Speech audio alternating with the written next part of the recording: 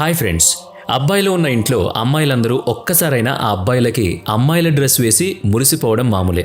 అలాంటి చిన్నప్పటి ఫోటోలు ప్రతి అబ్బాయి దగ్గర ఉంటాయి. ఆ ఫోటో చూసి నవ్వుతారు, బాగుందంటారు, ఎగతాళి చేస్తారు.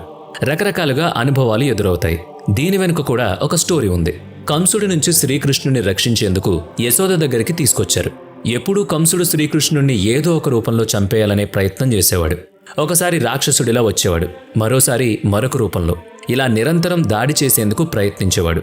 అందుకని యశోద వాళ్ళందరి నుంచి శ్రీకృష్ణుణ్ణి రక్షించేందుకు ఆడపిల్లల దుస్తులు వేసేది. మగపిల్లాడిలా కాకుండా ఆడపిల్లలా అనుకునేలా తయారు చేసేది. తన బిడ్డ మీద దాడి చేసేవాళ్లు గందరగోళపడి అక్కడి నుంచి వెళ్లిపోయేందుకు అలాంటి ప్రయత్నాలు చేసేదామె. అందుకని అమ్మాయిలందరూ యశోదలే, తమ పిల్లలందరినీ శ్రీకృష్ణుడేనే అనుకుంటారు. దిష్టి తగలకుండా దిష్టి చుక్క ఎలా పెడతామో అలాగే నకారాత్మక శక్తుల నుంచి కాపాడేందుకు అలా మగపిల్లలకి ఆడపిల్లల దుస్తులు వేస్తూ ఉంటారు. శ్రీకృష్ణుడు వెన్న దొంగ అని స్నేహితులతో కలిసి అందరి ఇళ్లల్లో వెన్న దొంగిలించేవాడని మనందరికీ తెలుసు. కృష్ణుడు చాలా వెన్నపూస దొంగతనం చేశాడు. తిన్నంతా తిని మిగిలిందంతా కోతులకు పంచేవాడు. శ్రీకృష్ణుడికి కూడా తన పూర్వజన్మ గురించి తెలుసు. గత యుగంలో రాముడిగా పుట్టాడు. సీతని వెతకడంలో కోతులు ఎంతో సాయం చేశాయి. అందుకే ఆ కృతజ్ఞతతోనే ఆ వెన్నపూసను ఈ జన్మలోనూ కోతులకు పంచేవాడు. కృష్ణుడి విద్యాభ్యాసం ఉజ్జయినిలో జరిగింది. ఉజ్జయినిలో ఋషి సాందీపనుడు ఉండేవాడు. ఇక్కడే సుధామతో శ్రీకృష్ణుడికి స్నేహం కుదిరింది.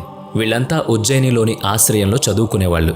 విద్యాభ్యాసం పూర్తయ్యాక అందరూ కలిసి గురువు దగ్గరికి వెళ్లారు. గురుదక్షిణగా ఏం కావాలో అడగండి అని అడుగుతారు. అప్పుడు గురువు సాందీపుడు తమకేమీ వద్దని చెప్తాడు.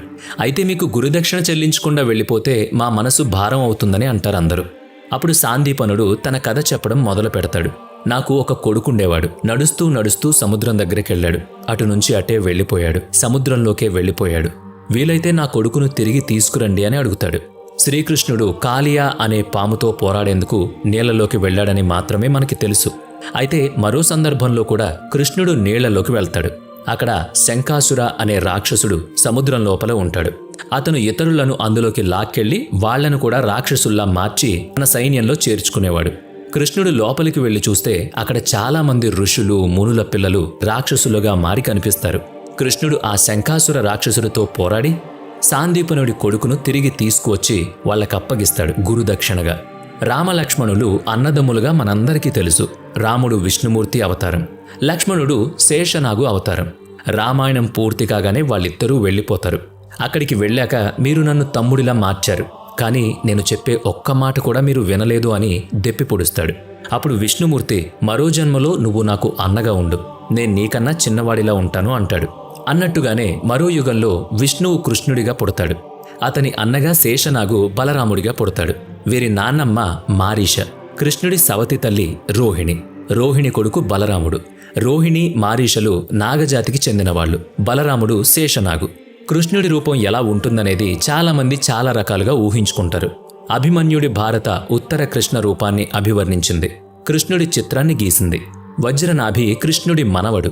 ఉత్తర కృష్ణుడి గురించి రాసిన కావ్యంలో ఈ విషయం తెలుస్తుంది. కృష్ణుడి గురించి ఎన్ని కథనాలు, కావ్యాలు, ఫోటోలు లభ్యమైనా సరే వజ్రనాభి వేసిన చిత్రాలతోనే మొదలవుతుంది. కృష్ణుడి గురించి మనం ఎప్పటి వరకు విన్నవి, చూసినవి, చదివినవి అన్నీ కూడా అతని రూపాన్ని కాస్త ఆర్టిస్టిక్గానే ఉంటాయి. కృష్ణుడు నవ్వినప్పుడు, ప్రేమించినప్పుడు, గోపికలతో ఆడుకుంటున్నప్పుడు చాలా సౌమ్యంగా కనిపిస్తాడు. అదే యుద్ధభూమిలో ఉన్నప్పుడు మాత్రం ఉగ్రరూపుడవుతాడు. శత్రువులతో సమానంగా, కొన్నిసార్లు శత్రువుల కన్నా భారీగా మారిపోతాడు. చాలాసార్లు దేవుళ్ళు నిస్సహాయులుగా ఉండిపోయేవారు. తమని తాము కాపాడుకోవడం కూడా సాధ్యమయ్యేది కాదు.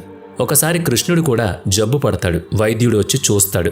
ఇతన్ని ప్రేమించే మనిషి తన పాదధూళిని నుదుటన రాస్తే జబ్బు నయమైపోతుందని చెప్తాడు. అప్పుడు వైద్యుడు కృష్ణుడి 8 మంది భార్యల దగ్గరికి వెళ్లి వారి పాదధూళి అడుగుతాడు. కానీ అందరూ అందుకు నిరాకరిస్తారు. కృష్ణుడు మా భర్త, భర్త పరమేశ్వరుడితో సమానం. అలాంటి వ్యక్తికి మా పాదధూళి నుదుటన పెడితే మాకు నరకమే ప్రాప్తిస్తుంది అని వెనకడుగు వేస్తారు. దీంతో వైద్యుడు గోపికల దగ్గరకు వెళ్లి వారి పాదధూళి అడగ్గానే ఇచ్చేందుకు సిద్ధమవుతారు. మీరు నరకానికి వెళ్తారని చెప్తే అయినా పర్వాలేదు అంటారు. అలా వారి పాదధూళితో కృష్ణుడు ఆరోగ్యవంతుడిగా మారతాడు. కృష్ణుడి గురించి మాట్లాడుకుంటున్నప్పుడు అనేక విషయాలు మాట్లాడుకుంటూ ఉంటాం. అయితే మొదట్లో రాధ గురించి ప్రస్తావన ఉండేది కాదు. ఆ తరువాత క్రమంలోనే రాధ గురించిన ప్రస్తావన వస్తుంది.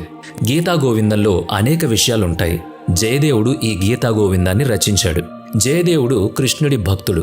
ఒకసారి జయదేవుడు కృష్ణుడి గురించి కవిత్వం రాస్తూ కూర్చుని ఉంటాడు. ఒకసారి రాధ అందంగా ముస్తాబై కృష్ణుడి దగ్గరకు వస్తుంది.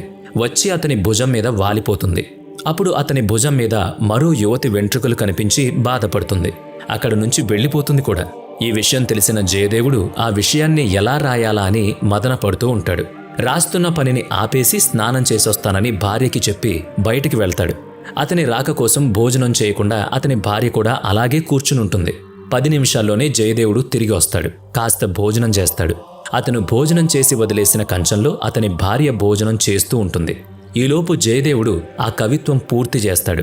అది పూర్తయ్యాక మరోసారి స్నానం చేసొస్తానని జయదేవుడు బయటికి వెళ్తాడు.